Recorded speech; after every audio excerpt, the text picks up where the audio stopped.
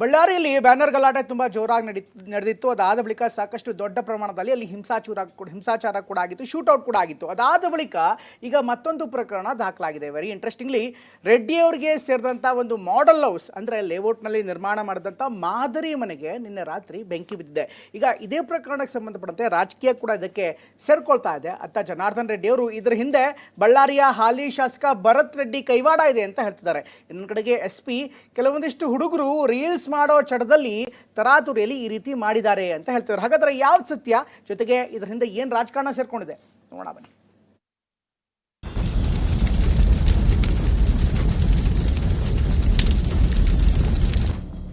Bharat Reddy followers ಒಂದು 15 ಜನ ಬಂದು ಪೆಟ್ರೋಲು ಡೀಸೆಲ್ ಹಾಕಿ ಕಂಪ್ಲೀಟ್ ಸುಟ್ಬಿಟ್ಟಿದ್ದಾರೆ. ಭರತ್ ರೆಡ್ಡಿ ಈ ಒಂದು ಪ್ರಾಪರ್ಟಿ ಮೇಲೆ ಕೂಡ ಕಣ್ಣಾಕಿ ಕಳುವು ಮಾಡಿಸಿರುವಂತದ್ದು ಒಂದು ಕಠಿಣವಾದಂತ ರೀತಿಯ ಕ್ರಮ ತೆಗೆದುಕೋಬೇಕು ಅನ್ನೋದು ನನ್ನ ಅಭಿಪ್ರಾಯ. ಹೇಳಿಕೆ ಕೊಟ್ಟು ಮನೆಯನ್ನೇ ಸುಟ್ಟಾಕ್ತಿವಿ ಅಂತ ಸುಟ್ಟಾಕಿದ್ರು. ಇವಾಗ ಏನ್ ಮಾಡ್ತೀರಿ ಮಾನ್ಯ ಮುಖ್ಯಮಂತ್ರಿಗಳೇ? ಇವರೆಲ್ಲರೂ ಇಲ್ಲಿ ಒಂದು ರೀಲ್ಸ್ ಮಾಡ್ಕೊಳ್ಳುವಂಥದ್ದು, ಫೋಟೋ ಶೂಟ್ ಮಾಡ್ಕೊಳ್ಳುವಂಥದ್ದು ಹುಡುಗರು ಅವಾಗ ಬರ್ತಾ ಇದ್ರು ಅಂತ. ಅವರು ಬೆಂಕಿ ಹಚ್ಚಿ ಯಾರಾದ್ರೂ ರೀಲ್ಸ್ ಮಾಡ್ಕೊಂತಾರ, ಆಟ ಆಡ್ತಾ ಆಗಿರುವಂಥದ್ದು ಮೇಲ್ನೋಟಕ್ಕೆ ಕಂಡು ಬರ್ತಾ ಇದೆ. ನಗುವಂತ ವಿಚಾರ ಅಂತ ಅನ್ಸುತ್ತೇನೆ, ಗಂಭೀರವಾಗಿ ಅನ್ಸುತ್ತೇನೆ ನಿಮಗೆ ಹೇಳಿ ಅಷ್ಟೇ. ಅವರ ಪೇರೆಂಟ್ಸ್ ನಾವು ಬ್ಯಾಕ್ ಗ್ರೌಂಡ್ ನ ಅನಾಲಿಸಿಸ್ ಮಾಡಿದ್ದೇವೆ. ಪೊಲೀಸರಿಂದ ನಾವು ನಿರೀಕ್ಷೆ ಮಾಡ್ಲಿಕ್ಕೆ ಸಾಧ್ಯ ಇಲ್ಲ. ದಗದಗನೆ ಹೊತ್ತಿ ಉರಿತಿರೋ ಇದು ಶಾಸಕ ಜನಾರ್ದನ್ ರೆಡ್ಡಿಗೆ ಸೇರಿದ ಮನೆ. ಇದನ್ನ ಮಾಡೆಲ್ ಹೌಸ್ ಅಂತ ಕರೀತಾರೆ. ಅಂದ್ರೆ ಲೇಔಟ್ನ ಮನೆಗಳು ಹೇಗಿರುತ್ತವೆ ಅನ್ನೋದನ್ನ ಈ ಮಾದರಿ ಮನೆ ಮೂಲಕ ತೋರಿಸಲಾಗುತ್ತೆ. ಇದು ಬಳ್ಳಾರಿಯ ರುಕ್ಮಿಣಿ ಅವೆನ್ಯೂ ಲೇಔಟ್ನಲ್ಲಿದೆ. ಇದೇ ಮನೆಗೆ ನಿನ್ನೆ ಬೆಂಕಿ ಬಿದ್ದಿದ್ದು ರಾಜಕೀಯ ತಿರುವು ಪಡೆದುಕೊಂಡಿದೆ. ಭರತ್ ರೆಡ್ಡಿ ಫಾಲೋವರ್ಸ್ ಏನು 1ನೇ ತಾರೀಕು ನಮ್ಮ ಮನೆ ತಮ್ಮನ ಮನೆ ಮೇಲೆ ಗಲಾಟೆ ಮಾಡಿದ್ರು. ಅವರು ಒಂದು 15 ಜನ ಬಂದು ಪೆಟ್ರೋಲು ಡೀಸೆಲ್ ಹಾಕಿ ಕಂಪ್ಲೀಟ್ ಸುಟ್ಬಿಟ್ಟಿದ್ದಾರೆ. ಈಗ ವಿಷಯಕ್ಕೆ ಬರೋಣ. ಜನವರಿ 1ನೇ ತಾರೀಕು ಬ್ಯಾನರ್ ವಿಚಾರಕ್ಕೆ ಬಳ್ಳಾರಿಯಲ್ಲಿ ಗಲಭೆ ಆಗಿತ್ತು. ಶಾಸಕ ಭರತ್ ರೆಡ್ಡಿ ಹಾಗೂ ಜನಾರ್ದನ್ ರೆಡ್ಡಿ ಬೆಂಬಲಿಗರ ಮಧ್ಯೆ ಜಟಾಪಟಿಯೇ ನಡೆದಿತ್ತು. ಅವತ್ತು ಮಾತನಾಡಿದ್ದ ಭರತ್ ಬೆಂಕಿ ಹಚ್ತೀನಿ ಅನ್ನೋ ಮಾತನ್ನು ಆಡಿದ್ರು. ಆದ್ರೆ ವಿಪರ್ಯಾಸವೋ ಕಾಕತಾಳೀಯವೋ ಅಥವಾ ಉದ್ದೇಶಪೂರ್ವಕವೋ ಗೊತ್ತಿಲ್ಲ, ಜನಾರ್ದನ ರೆಡ್ಡಿಯ ಮಾಡೆಲ್ ಹೌಸ್ಗೆ ಬೆಂಕಿ ಬಿದ್ದಿದೆ. ಹಳೆ ಮಾತಿನ ಜಾಡು ಹಿಡಿದ ನಾಯಕರು ಭರತ್ ರೆಡ್ಡಿ ವಿರುದ್ಧ ವಾಗ್ಬಾಣ ಬಿಡ್ತಿದ್ದಾರೆ. ಜನಾರ್ದನ ರೆಡ್ಡಿ ಅವರಂತೂ ಭರತ್ ರೆಡ್ಡಿಗೆ ನನ್ನ ಈ ಜಾಗದ ಮೇಲೆ ಕಣ್ಣಿದೆ, ಅದಕ್ಕೆ ಹೀಗೆ ಮಾಡಿದ್ದಾನೆ ಅಂತ ಆರೋಪಿಸಿದ್ದಾರೆ. ಇನ್ನುಳಿದ JDS BJP ನಾಯಕರು ಕೂಡ ಈ ಮಾತಿಗೆ ಧ್ವನಿಗೂಡಿಸಿದ್ದಾರೆ. ಭರತ್ ರೆಡ್ಡಿ ಸುಮಾರು ಅಂದ್ರೆ 4-5 ತಿಂಗಳ ಹಿಂದೆಯಿಂದ ಕೂಡ ಈ ಒಂದು ಪ್ರಾಪರ್ಟಿ ಮೇಲೆ ಕೂಡ ಕಣ್ಣಾಕಿ ಹುಡುಗರನ್ನ ಕಳಿಸಿ ಕಳುವು ಮಾಡಿಸಿರುವಂತದ್ದು, ಇದ್ರ ಸುತ್ತಮುತ್ತ ಓಡಾಡ್ತಾ ಇರೋದು ಒಬ್ಬ ಕ್ರಿಮಿನಲ್ ನ. ಬಳ್ಳಾರಿಯ ಘಟನೆ ಏನಿದೆ, ಬ್ಯಾನರ್ನ ಗಲಾಟೆ ಪ್ರಾರಂಭ ಆದಂಥದ್ದು ನಿನ್ನೆ ಒಂದು ಮನೆ ಮೇಲೆ ಇದನ್ನ ಮಾಡೆಲ್ ಹೌಸ್ ಅಂತಕ್ಕಂಥದ್ದನ್ನು ನೋಡೋದು ಮಾಧ್ಯಮದಲ್ಲಿ. ಬೆಂಕಿ ಹಚ್ಚಿರ್ತಕ್ಕಂಥದ್ದು ಏನಿದೆ, ಈ ಸರ್ಕಾರದಲ್ಲಿ ಯಾರು ತಪ್ಪು ಮಾಡಿದ್ದಾರೆ, ಅವರು ಯಾರೇ ಪಕ್ಷದವ್ರು ಇರಲಿ, ಅವರ ಮೇಲೆ ಒಂದು ಕಠಿಣವಾದಂತ ರೀತಿಯ ಕ್ರಮ ತೆಗೆದುಕೋಬೇಕು ಅನ್ನೋದು ನನ್ನ ಮನೆ ಸುಟ್ಟಾಕ್ತೀನಿ. ಆಯ್ತು, ಮನೆ ಸುಟ್ಟಾಯ್ತಲ್ಲ. ಈಗ ಅವ್ರು ಇರೋ ಮನೆ ಸುಡಕ್ಕಾಗ್ಲಿಲ್ಲ, ಬೇರೊಂದು ಮನೆಯನ್ನು ಸುಟ್ಟಾಯ್ತು ಅಂದ್ರೆ ಹೇಳಿಕೆ ಕೊಟ್ಟು ಮನೆಯನ್ನೇ ಸುಟ್ಟಾಕ್ತಿವಿ ಅಂತ ಸುಟ್ಟಾಕಿದ್ರು. ಇವಾಗ ಏನ್ ಮಾಡ್ತೀರಿ ಮಾನ್ಯ ಮುಖ್ಯಮಂತ್ರಿಗಳೇ? ಆದ್ರೆ ಮಾಡೆಲ್ ಹೌಸ್ಗೆ ಬೆಂಕಿ ಬಿದ್ದ ಬಗ್ಗೆ ಪೊಲೀಸರು ಹೇಳ್ತಿರೋದೇ ಬೇರೆ. ಈವರೆಗೂ ಪ್ರಕರಣಕ್ಕೆ ಸಂಬಂಧಪಟ್ಟಂತೆ 8 ಮಂದಿಯನ್ನ ಅರೆಸ್ಟ್ ಮಾಡಲಾಗಿದೆ. ಈ ಪೈಕಿ 6 ಜನ ಅಪ್ರಾಪ್ತರು. ಇವರೆಲ್ಲ ರೀಲ್ಸ್, ಫೋಟೋ ಶೂಟ್ ಮಾಡೋದಕ್ಕೆ ಈ ಮಾಡೆಲ್ ಹೌಸ್ಗೆ ಬಂದಿದ್ರು ಅಂತ ಬಳ್ಳಾರಿ SP ಹೇಳ್ತಿದ್ದಾರೆ.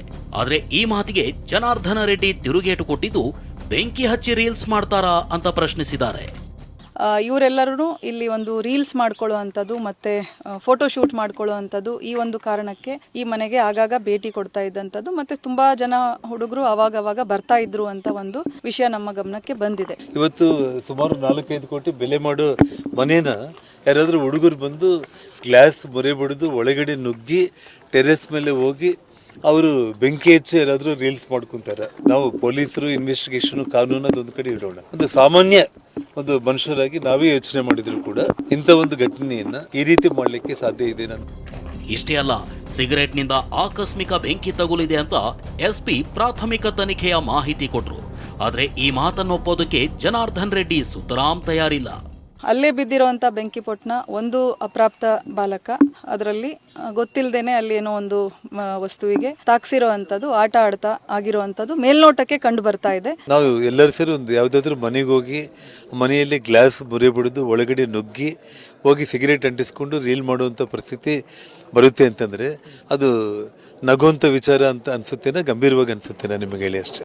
ಇನ್ನು ಆರೋಪಿಗಳಿಗೆ ಯಾವುದೇ ರಾಜಕೀಯ ಹಿನ್ನೆಲೆ ಇಲ್ಲ ಅಂತ ಬಳ್ಳಾರಿ ಎಸ್ಪಿ ಸುಮನಾ ಅವರು ಹೇಳಿದ್ರು. ಪೊಲೀಸರಿಂದ ಇದನ್ನೆಲ್ಲ ನಿರೀಕ್ಷೆ ಮಾಡೋಕ್ಕಾಗಲ್ಲ ಅಂತ ಜನಾರ್ದನ್ ರೆಡ್ಡಿ ಕೌಂಟರ್ ಕೊಟ್ಟಿದ್ದಾರೆ. ಯಾವುದು ಸೋಫಾರ್ ಏನೂ ಇಲ್ಲ. ಅವರ ಪೇರೆಂಟ್ಸದ್ದು ನಾವು ಬ್ಯಾಕ್ಗ್ರೌಂಡ್ನ ಅನಾಲಿಸಿಸ್ ಮಾಡಿದ್ದೇವೆ. ಯಾರು ಆ ಥರ ಗುರುತಿಸಿಕೊಂಡಂಥವ್ರು ಇಲ್ಲ. ಎಲ್ಲ ಹೆಚ್ಚು ಕಮ್ಮಿ ಆಟೋ ಡ್ರೈವರ್ಸು, ಈ ರಿಕ್ಷಾ ಇದ್ರದ್ದು ಗೂಡ್ಸ್ ಡ್ರೈವರು ಆ ಥರದ್ದು, ಆಮೇಲೆ ಕೂಲಿ ಕೆಲಸ ಮಾಡುವಂಥವ್ರು ಎಲ್ಲ ಇದ್ದಾರೆ. 8 ಜನರ ಈ ಪ್ರಕರಣಕ್ಕೆ ಸಂಬಂಧಪಟ್ಟಂತೆ 8 ಜನರು ಬಂಧನ ಆಗಿದೆ. ಯಾರು ಕೂಡ ರಾಜಕೀಯ ಬ್ಯಾಕ್ಗ್ರೌಂಡ್ ಹೊಂದುವಂತ. ನಾನು ಒಂದೇ ಒಂದು ವಿಷಯ ಹೇಳ್ತಾ ಇದ್ದೀನಿ, ಇವಾಗ ಕಂಪ್ಲೀಟ್ ಇವಾಗ ಹುಡುಗರು ರಾಜಕೀಯ ಹಿನ್ನೆಲೆ ಇಲ್ಲದೇ ಇರೋವಂಥವ್ರು ಅನ್ನೋಂಥ ವಿಚಾರಕ್ಕೆ ನಾನು ಅದನ್ನು ಪೊಲೀಸರಿಂದ ನಾವು ನಿರೀಕ್ಷೆ ಮಾಡಲಿಕ್ಕೆ ಸಾಧ್ಯ ಇಲ್ಲ. ಮತ್ತೊಂದು ಕಡೆ ಕಾಂಗ್ರೆಸ್ ನಾಯಕರು ತನಿಖೆಯಿಂದಷ್ಟೇ ಸತ್ಯ ಹೊರಬರಬೇಕಿದೆ ಅಂತಿದ್ದಾರೆ. ಅದನ್ನು ತನಿಖೆ ನಂತರ ಅದರ ಸತ್ಯಾಂಶ ಹೊರ ಬರುತ್ತೆ. ಯಾವುದೇ ಕಾರಣಕ್ಕೆ ಅಷ್ಟೇ ಪ್ರಬಲ ಇದ್ರೂ ಕೂಡ ತನಿಖೆಯಿಂದ ಹೊರ ಬರುತ್ತೆ. ಇಷ್ಟು ದಿನ ಬ್ಯಾನರ್ ಬಡಿದಾಟಕ್ಕೆ ಶುರುವಾಗಿದ್ದ ರಾಜಕೀಯ ಜಟಾಪಟಿ ಇದೀಗ ಬೆಂಕಿ ರಾಜಕಾರಣಕ್ಕೆ ತಿರುಗಿದೆ. ಪೊಲೀಸರು ಯುವಕರಿಂದ ಆಗಿರೋ ಆಕಸ್ಮಿಕ ಘಟನೆ ಅಂತಿದ್ರೆ ಈ ಕೃತ್ಯದ ಹಿಂದೆ ಕಾಂಗ್ರೆಸ್ ಇದೆ ಅಂತ ಬಿಜೆಪಿ ಆರೋಪ ಮಾಡ್ತಿದೆ. ಬೆಂಗಳೂರಿನಿಂದ ಕಿರಣ್ ಹನ್ಯಾಡ್ಕ ಜೊತೆ ವಿನಾಯಕ್ ಬಡ್ಗೇರ್, TV9 ಬಳ್ಳಾರಿ.